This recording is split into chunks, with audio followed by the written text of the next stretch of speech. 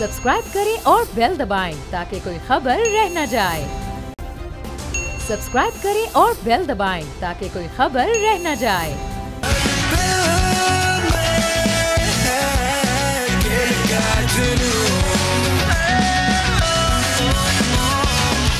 अस्सलामुअलैकुम and welcome to the show Khel ka Junoon. मैं हूं आपका host Faisal Ilyas. Pakistan super league season 9 का मेला रावलपिंडी पहुंचा है, लेकिन अनफॉर्चुनेटली पहला मैच जो लाहौर और पेशावर ज़ल्मी के दरमियान होना था आज वो कॉल ऑफ हो गया और दोनों टीमों को एक एक पॉइंट मिला है। लेकिन इस एक एक पॉइंट की वजह से लाहौर की टीम और ज़्यादा टॉप 4 की रेस से बाहर होती हुई दिख रही है।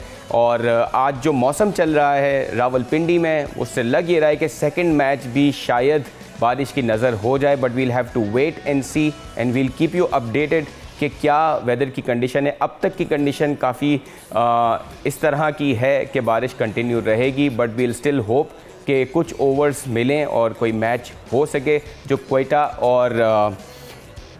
क्वेटा और इस्लामाबाद का मैच होना है, सेकंड मैच आज होना है। सो आज के शो में हम डिस्कशन करेंगे कि इसके क्या इम्पैक्ट्स होंगे इस मैच के कॉल ऑफ होने के और सेकंड मैच के कितने चांसेस हैं। हमारे साथ हैं हमारा एलीट पैनल। सबसे पहले पाकिस्तान के साबिक टेस्ट क्रिकेटर, साबिक चीफ सेलेक्टर हारून रशीद साहब। सर शुक्रिया शो पे होने के लिए। और उनके साथ हैं पाकिस्तान के मायानाज स्पोर्ट्स एनालिस्ट फवाद मुस्तफ़ा साहब। सर शुक्रिया आपका शो पे होने के लिए। और right, so sir Lahore although वो पॉइंट्स टेबल पे आए, लेकिन कोई मैच में जीतने की बजाय ऐसे ही ग्रांटेड पॉइंट मिला। कितना डिसअपॉइंटिंग है लाहौर के फैंस के लिए, बिकॉज ये मैच उनके लिए इंपॉर्टेंट था। बिल्कुल था, क्योंकि उनके पास तो कोई और सिचुएशन थी नहीं। 4 मैचेस उनके बाकी हैं, उसमें 8 पॉइंट्स थे। अब वो भी ऑब्वियसली मैच अगर वॉश आउट हो गया तो 1 पॉइंट तो उनको मिल गया, लेकिन आगे के 3 मैचेस में तो 7 पे ही फिनिश करेंगे ना अगर तीनों मैचेस भी जीतते हैं। बिल्कुल, दूसरी टीमें तो ऑलरेडी 8, 9, 10 पे खड़ी हुई होंगी। सो काफ़ी मुश्किल चांस नज़र आ रहा है। लेकिन पिंडी की एक अजीब सी मैं आपको हिस्ट्री बताऊँ कि जब हम भी खेला करते थे तो पहले 3 दिन या 4 दिन का मैच सैरोज़ा मैच हुआ करता था अगेंस्ट जो भी विजिटिंग टीम्स होती थी। जब भी वहाँ मैच हुआ बारिश हुई है। सो पिंडी और क्रिकेट जो है ना उसमें बारिश का बहुत बड़ा अमल दखल है।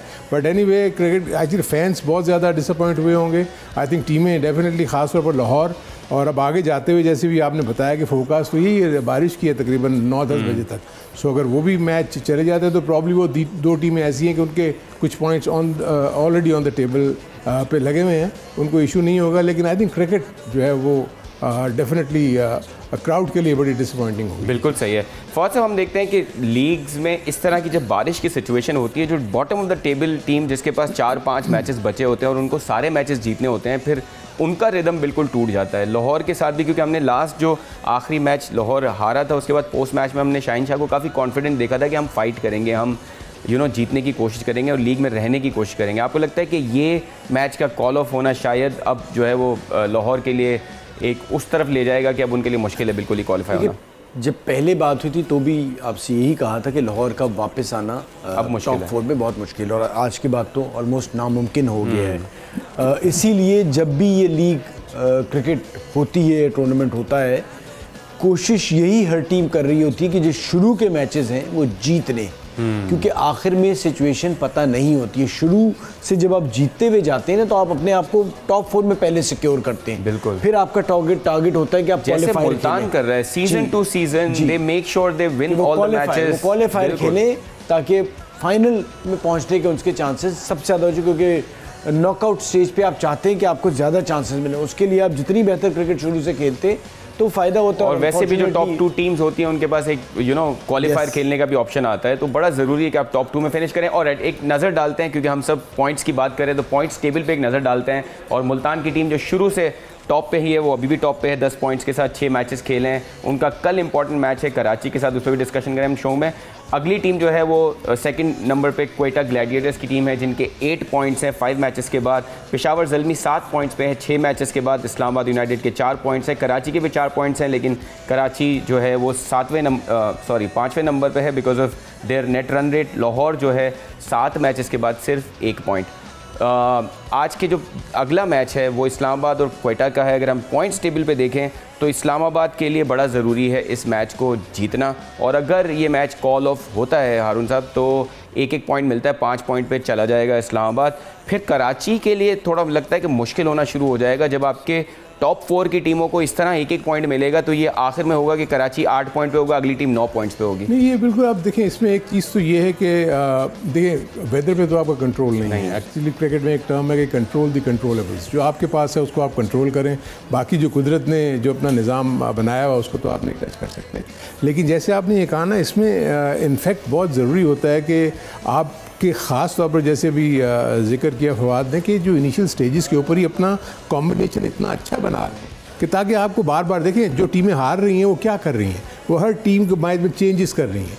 जब चेंजेस करती है तो टीम तो ऑलरेडी सेटल नहीं होंगी, क्योंकि जब मुल्तान को क्या एडवांटेज है कि वो टीम सेटल जा रही है, उसको पता है बैटिंग ऑर्डर क्या है, बॉलर्स कौन से हैं, कौन से नहीं है, जीत रहे और जीत, इसलिए वो उनको कोई इशू नहीं है। लेकिन इनको क्योंकि हर मैच में डू एंड डाई सिचुएशन है, वो एक बेटर कॉम्बिनेशन बनाने की कोशिश करते हैं। लेकिन जो नया प्लेयर आता है उसके लिए तो बड़ा इशू होता है ना, किसी ने क्रिकेट ही नहीं खेली भी और ऑल ओवर सडन आप क्रंच मैच में आप कह देते हैं वो परफॉर्म करे, सो इट्स एन इशू।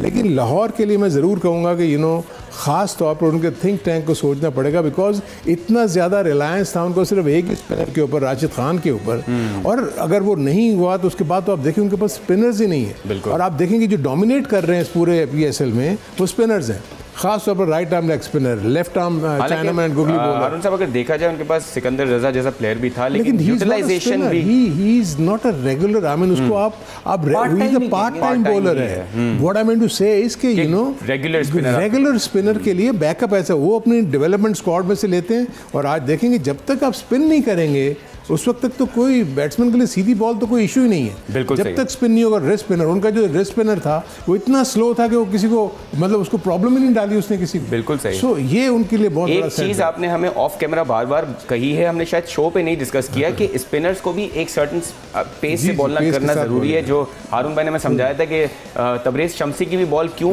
उस पर मार पड़ी है, बिकॉज वो बहुत स्लो आ रही है, तो बैट्समैन उसको जज कर लेता है और उसको मार लेता है। So good point sir. Question of the day पूछ लेते हैं। हमारे सोशल मीडिया हैंड के जो व्यूअर्स हैं वो सारे हमारे सोशल मीडिया हैंडल्स पे इस क्वेश्चन का जवाब देकर एक्साइटिंग प्राइसेस जीतने का मौका हासिल कर सकते हैं। आज का सवाल है कि PSL की तारीख में सबसे बड़ा इनफरादी स्कोर किस प्लेयर के पास है। उसके 4 ऑप्शन है। पहला ऑप्शन है फ़खर जमान, सेकंड ऑप्शन है जेसन रॉय, थर्ड ऑप्शन है रायली रूसो और फोर्थ ऑप्शन है पाकिस्तान के best batsman Babar Azam. Alright, so you can give answer to this question on our social media pages and you can get the chance to win exciting prices.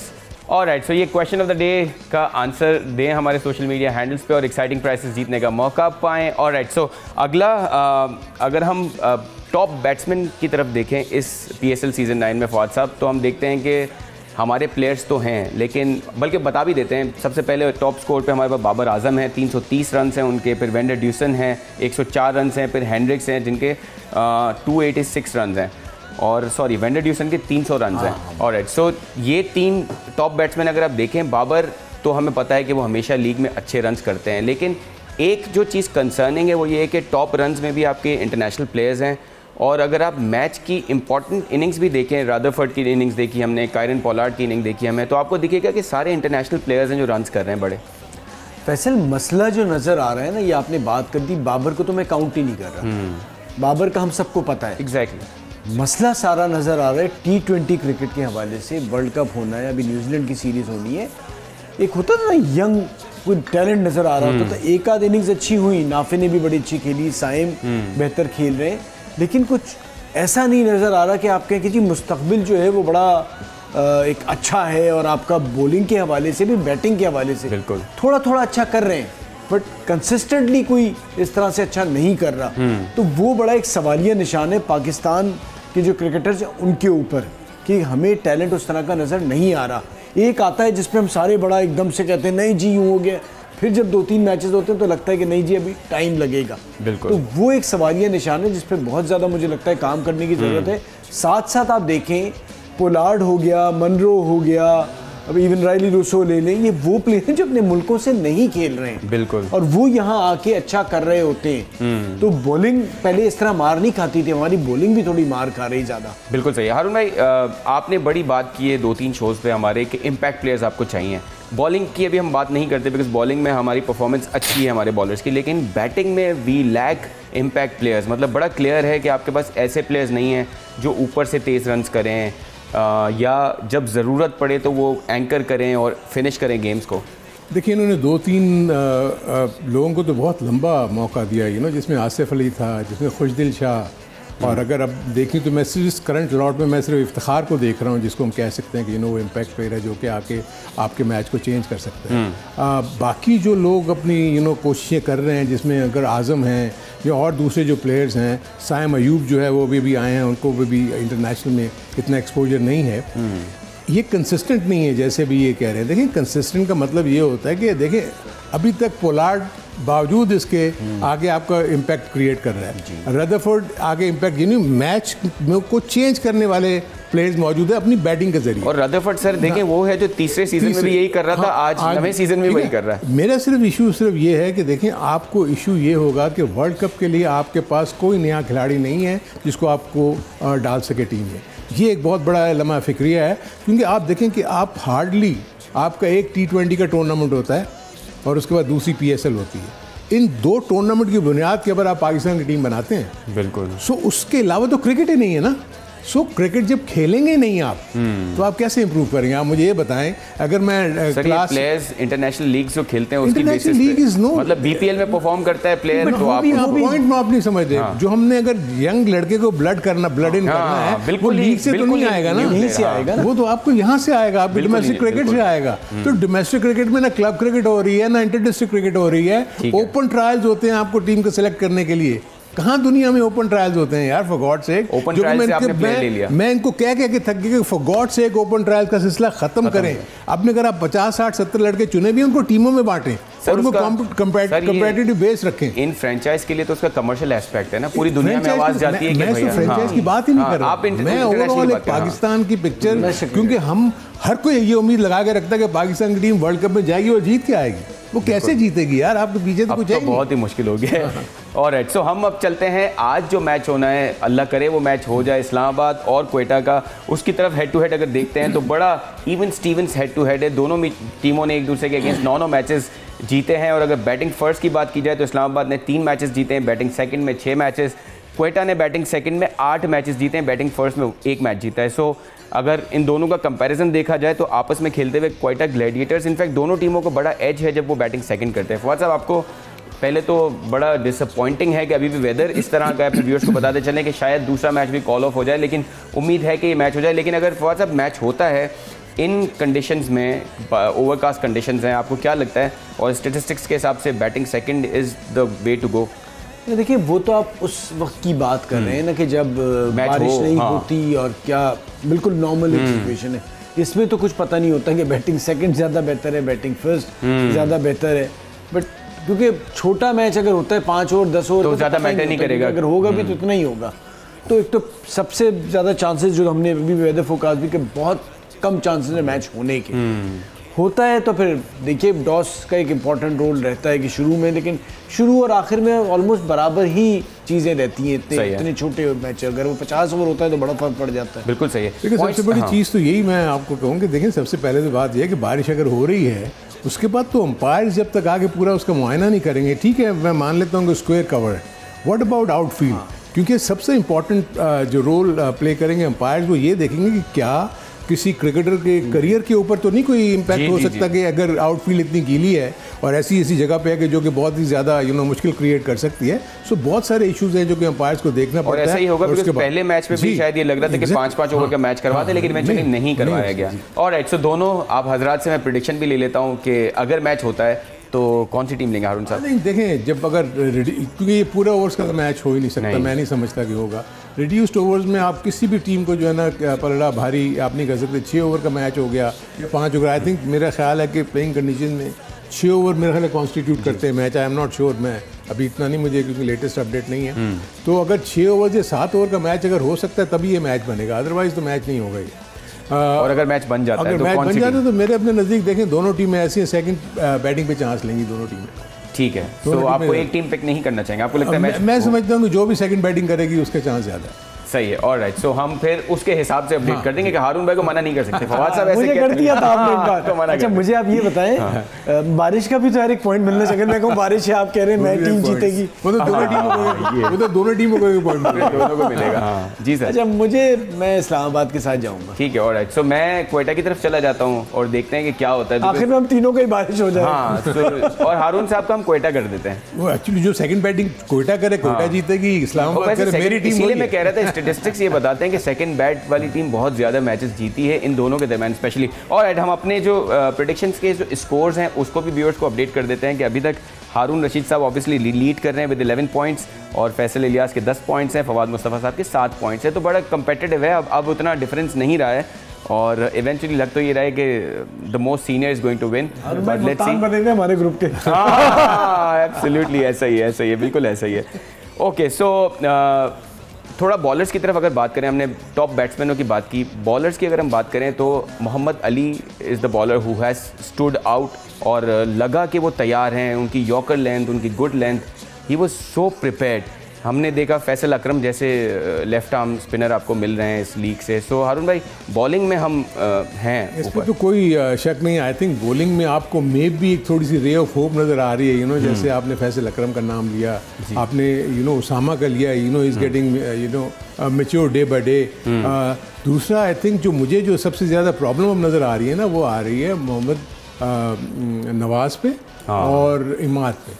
क्योंकि देखिए उनकी जो मुझे fitness, उनका जो बॉलिंग, उनकी स्किल्स मुझे नजर नहीं आ रहा है। इसीलिए मैं कह रहा हूँ कि ये इश्यूज तो होंगे। दूसरा एक हमेशा ज़हन में रखेंगे, T20 के फॉर्मेट में आपकी पिचेस इतनी अच्छी होती हैं, अगर स्किलफुल बॉलर होगा ही तो उसको बचा सकेगा। जहाँ तक आपने मोहम्मद अली की बात की, आपने और दूसरों की बात की, जैसे आरिफ याकूब ने बड़ी अच्छी बॉलिंग की है, इसी तरह वो उस्मान तारिक भी मिस्ट्री बॉलर नज़र आ रहे हैं फिंगर स्पिनर करके। लेकिन क्या वो जो इंटरनेशनल लेवल की जो फिटनेस है, जो फील्डिंग के लिए बहुत इंपॉर्टेंट प्ले करेगी, ठीक है, उन्होंने 4 ओवर अच्छे कर दिए, व्हाट अबाउट कि एक इंपॉर्टेंट कैच छोड़ दिया और बहुत सारी चीज़ें कर दी, तो क्या होगा? बिल्कुल सही बात है, बिल्कुल सही बात है। क्वेश्चन ऑफ द डे जो हमारा कल का था, उसके विनर का नाम अनाउंस कर देते हैं।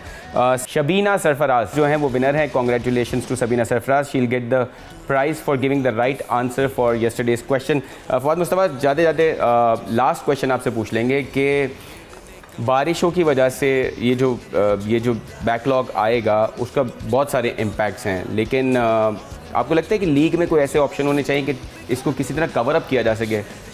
नहीं, कहीं भी नहीं कर सकते। आपके पास इतना, आप इस सोच के साथ कभी शेड्यूल बनाती ही नहीं है। बड़ी लीग होती है, पूरे महीने से ऊपर का एक इवेंट होता है। आप अगर इसका सिर्फ नॉकआउट स्टेज पे आप फिर कुछ कर सकते हैं, रिप्लेसमेंट मैचेस, लेकिन आप यहाँ नहीं कर सकते और ये तरीक़ाकार कहीं भी नहीं होता, तो हमारे यहाँ इसीलिए होता नहीं है। बिल्कुल सही है। इसके रीज़न ये भी तो है, देखना इंटरनेशनल कैलेंडर आपका पूरी तरह पैक्ड है। बिल्कुल सही है। आपको जो विंडो मिली है, आगे नहीं ले, जो विंडो मिली हुई है उसी के अंदर ही आप फिनिश करेंगे। अदरवाइज अगर आप उस विंडो को जैसे एक्सीड करेंगे तो आपका कहीं ना कहीं क्लैश होगा। बिल्कुल, कहीं आपकी टीम ने जाना है, दूसरी टीम ने आना है। जैसे एक ज़माने में ये था कि टॉप की जो टीमें थी उनको ये कहते थे कि यार उनको एक और चांस मिलना चाहिए, तो ये प्ले ऑफ वाला सिचुएशन है, इसीलिए। सो फिर ये उसका ही एडवांटेज, ये भी उसको एडवांटेज, जो टीम शुरू से अच्छा खेलती हुई आ रही है उसको एक चांस और मिले, फाइनल में भी आपको उसको एडवांटेज मिल जाता है। बिल्कुल सही है। उम्मीद करते हैं कि आज का मैच रावलपिंडी में हो जाए, चाहे कम ओवर्स का हो, और कल जो है वो दोबारा PSL कराची आएगा, कराची का मुकाबला मुल्तान से। उसके बारे में हम कल डिटेल से बात करेंगे। Keep watching our show, we'll see you tomorrow.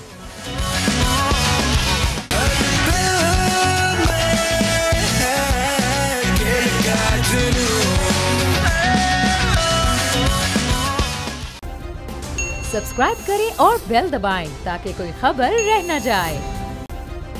Subscribe करें और बेल दबाएं ताकि कोई खबर रह न जाए।